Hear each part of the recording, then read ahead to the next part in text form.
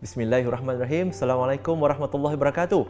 Sahabat-sahabat semua, hari ini saya nak kongsi dengan sahabat iaitu tentang saat pintu hidayah terbuka. Sahabat-sahabat, jangan pula salah faham. Bukannya pintu rumah hidayah tu, tetapi yang dimaksudkan dengan saat pintu hidayah terbuka ini adalah hidayah daripada Allah Subhanahu Wa Taala. Sahabat-sahabat, kalau ditanya kepada anda, apakah yang telah anda lakukan untuk melayakkan anda mendapat hidayah dari Allah? Kerana majoriti anda lahir dalam keluarga Islam, betul? Ya. Let ask yourself, tanya diri kita, apa yang telah kita lakukan untuk melayakkan diri kita mendapat hidayah itu?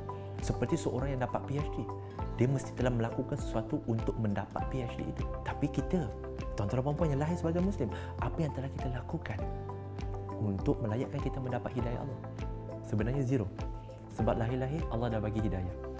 Dan hari ini kita lihat bagaimana ramainya orang Islam kita sendiri memberikan 1001 alasan untuk tidak lagi kembali kepada Allah Subhanahu Wa Taala dengan pelbagai alasan, dan antaranya adalah hidayah belum sampai.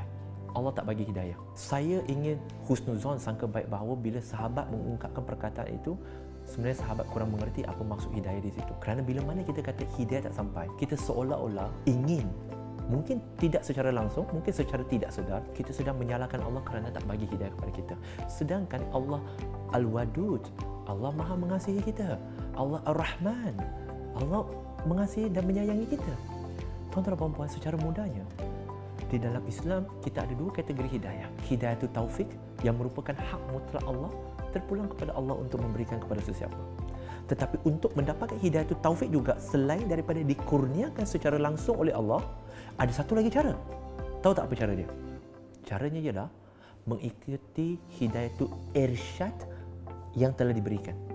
Mungkin sahabat sedang bertanya, apa itu hidayah itu irsyad, bro? Hidayah itu irsyad adalah hidayah itu petunjuk yang diberikan melalui sekitar kita, melalui orang sekeliling kita, melalui manusia yang lain. Maksudnya, kalau kita kata saya tak nak solat lagi sebab tak dapat hidayah, saya tak nak menutup aurat lagi kerana tak dapat hidayah, saya masih tetap nak berbohong, saya masih tetap nak rasuah kerana tak dapat hidayah. Apakah di sekeliling kita tak ada orang yang solat? Apakah di sekeliling kita tak ada orang yang menutup aurat? Adakah di sekeliling kita tak ada kawan-kawan yang mengajak kita buat kebaikan? Apakah di sekeliling kita tak ada orang yang memberitahu kepada kita bahawa rasuah itu tak betul, salah dan sebagainya? Ada kan? Sebenarnya Allah dah bagi hidayah. Hidayah itu irsyad. Dia seolah-olah, saya bagi satu cerita untuk mengakhiri perkongsian pada hari ini. Apabila dalam keadaan banjir, seorang lelaki dia memanjat ke bumbung rumahnya. Dan akhirnya satu sampan sampai, dan bila sampai nak menyelamatkan dia, dia berkata, jom naik. Tetapi lelaki itu kata, tak nak. Aku nak tunggu bantuan Allah. Bantuan Allah belum sampai. Akhirnya lelaki itu mati lemas. Dan bila mati lemas, kita kata dalam bentuk metafora. Bila mati lemas berjumpa dengan Allah, Allah bertanya, kenapa engkau mati lemas? Betul, ya Allah, kerana bantuan kau tak sampai. Sudah pasti saya percaya Allah akan berkata, tidakkah aku menghantarkan sampan untuk menyelamatkan kamu tadi? Kenapa kamu tak naik? Itulah bantuan saya. Sebenarnya bantuan Allah, hidayah Allah senantiasa ada. Hidayah itu irsyad Allah senantiasa berikan kepada kita. Kita nak mengambil peluang ke tidak?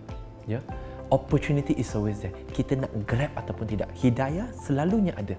Kita nak sedar ataupun tidak, ataupun kita nak terus lalai dalam kehidupan kita. Jadi insya-Allah, sahabat-sahabat, ada satu kata-kata, manjada wajadah. Siapa yang berusaha, dia dapat. Siapa yang berusaha untuk menggapai hidayah Allah, nak nescaya Allah tak bakil. Allah Al-Ghani. Allah pasti akan memberikan kepada mereka. Dan moga-moga kita terus grab hidayah itu, dan moga-moga kita mendapat hidayah daripada Allah Subhanahu Wa Taala untuk menjadi seorang Muslim yang lebih baik. Assalamualaikum warahmatullahi wabarakatuh.